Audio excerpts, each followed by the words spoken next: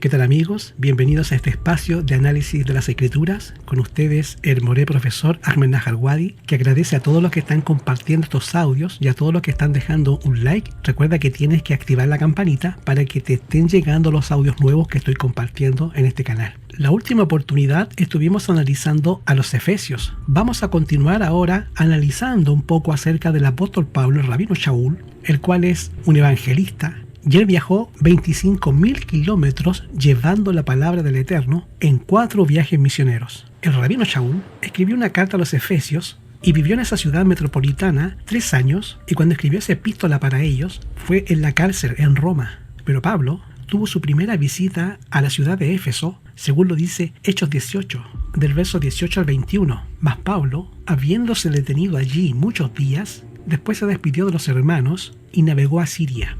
Y con él Priscila y Aquila, habiéndose trasquilado la cabeza, porque tenían un voto, y llegó a Éfeso y los dejó allí. Y él, entrando en la sinagoga, discutió con los judíos, los cuales le rogaban que se quedase con ellos más tiempo. Mas él no accedió, sino que se despidió de ellos diciendo: es menester que todo caso tenga la fiesta que hubiera en Jerusalén, mas otra vez volveré a vosotros, queriendo el Eterno, y partió de Éfeso. Cuando Pablo llega a Éfeso, la costumbre era predicar. Y la primera vez fue un viaje breve, porque el viaje de Corinto hacia Jerusalén, durante el viaje misionero, y después Hechos 18 nos dice que Pablo fue expulsado de la sinagoga. Tuvo unas reuniones por más de 2 años en una yeshivot, hasta que el tumulto iniciado por el platerio Demetrio hizo aconsejable que salieran de la ciudad, y para ese entonces había estado 3 años en Éfeso el rabino Shaul, y él había establecido una yeshivá donde se podía proclamar el mensaje a las otras ciudades de la provincia del Asia Menor. Y esto parece evidente porque pocos años después habían unas quejilat en la mayoría de las ciudades.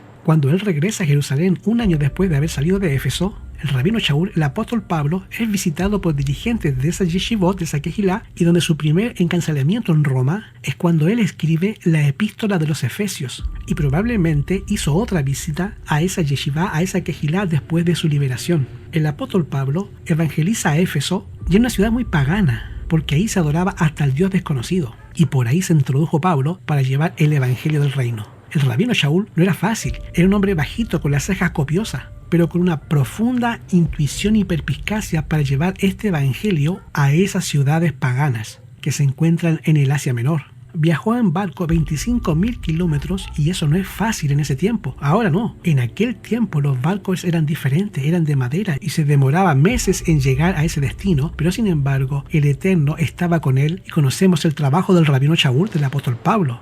El Ruach HaKodesh usó a Pablo, lo cual hizo una apología de la yeshivá de Yahshua en esa epístola de 6 capítulos. Quiero decir que la Biblia no se escribió en capítulos ni en versículos. La Biblia fue escrito en rollos, pergaminos, y fue escrita sin capítulos ni versículos. Para facilitar la lectura, en el siglo XIII hubo un hombre llamado Esteban Landon que dividió la Biblia en capítulos. Y en el año 1206 se hace la división en versículos por Hugo de Sancaro, y desde ahí podemos encontrar las epístolas y los demás libros de la Biblia en capítulos y versículos, que fue para facilitar la lectura y la búsqueda de los materiales que después se usarían con el tiempo. Puede hacer que la yeshivá imitar a este hombre, porque cuando escribe esta epístola podemos encontrar un hecho muy asombroso, que es Hechos capítulo 19, versículo 3 al 20. Y algunos judíos, exorcistas vagabundos, tentaron a invocar el nombre de Yahshua sobre los que tenían espíritus malos, diciendo: os conjuro por Yahshua, el que Pablo predica.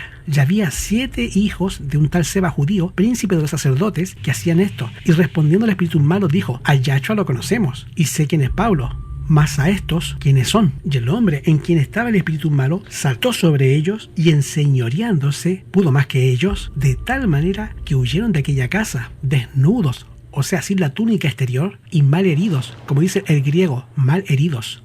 Y esto fue muy notorio a todos, así judíos como griegos, los que habitaban en Éfeso, y cayó temor sobre todos, y era ensalzado continuamente el nombre de Yahshua ben Yosef.